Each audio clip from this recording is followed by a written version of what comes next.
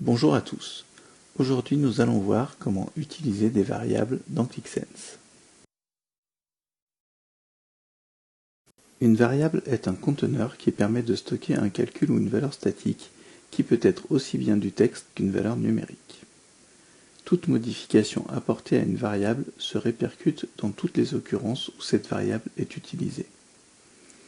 Nous allons voir comment créer et utiliser une variable au niveau du script ClickSense. Puis comment créer et utiliser une variable en mode visualisation. Nous allons ouvrir l'application Employé. Cette application très simple permet d'afficher la pyramide des âges d'une entreprise avec pour chaque tranche d'âge le nombre de salariés féminins et le nombre de salariés masculins.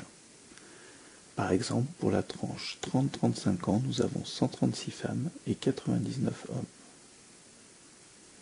Le filtre sur la gauche nous permet d'afficher la pyramide des âges pour un ou plusieurs pays. Nous allons commencer par voir comment ajouter une variable en mode script. Deux instructions permettent d'ajouter une variable. L'instruction set qui va enregistrer la variable telle qu'elle et l'instruction let qui va évaluer la valeur de la variable. Une bonne pratique de nommage des variables est de systématiquement les nommer avec un V minuscule en première lettre.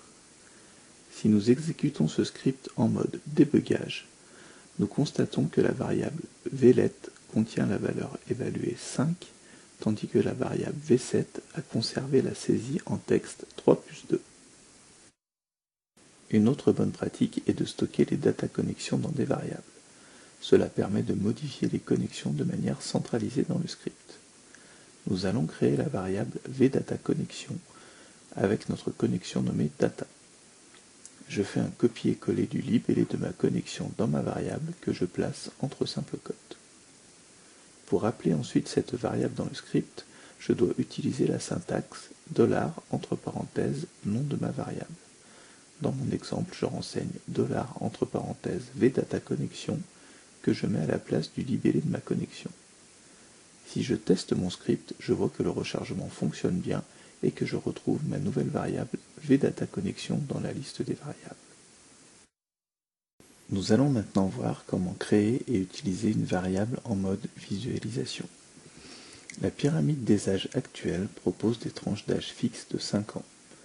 Nous allons mettre en place des tranches d'âge dynamiques grâce à la création de la variable vtranche. En mode édition, nous pouvons accéder à la création de variables grâce à ce bouton situé en bas à gauche de l'écran. Nous remarquons que nous retrouvons dans la liste les variables qui ont été créées en mode script.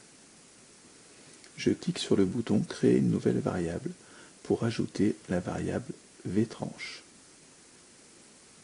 Ensuite, je l'initialise avec la valeur 2. Ma variable s'ajoute dans la liste, puis je ferme le gestionnaire de variables. Je vais maintenant modifier la dimension tranche d'âge de ma pyramide. Cette dimension était basée sur la fonction classe. On voit que le pas était défini en dur à la valeur 5. Je vais donc remplacer cette valeur par le contenu de ma variable. Comme en mode script, pour appeler la variable, il faut utiliser la syntaxe $ entre parenthèses nom de ma variable, en l'occurrence vtranche. J'applique ma modification et je constate que les tranches d'âge de ma pyramide sont passées à 2.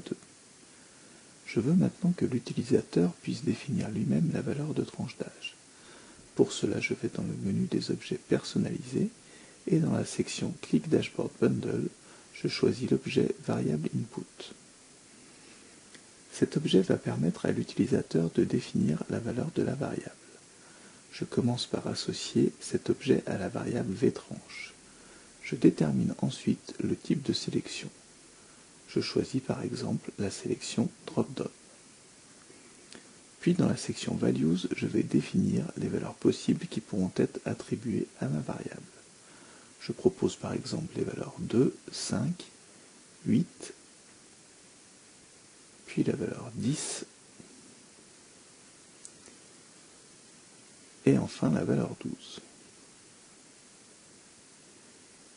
Je clique sur Terminer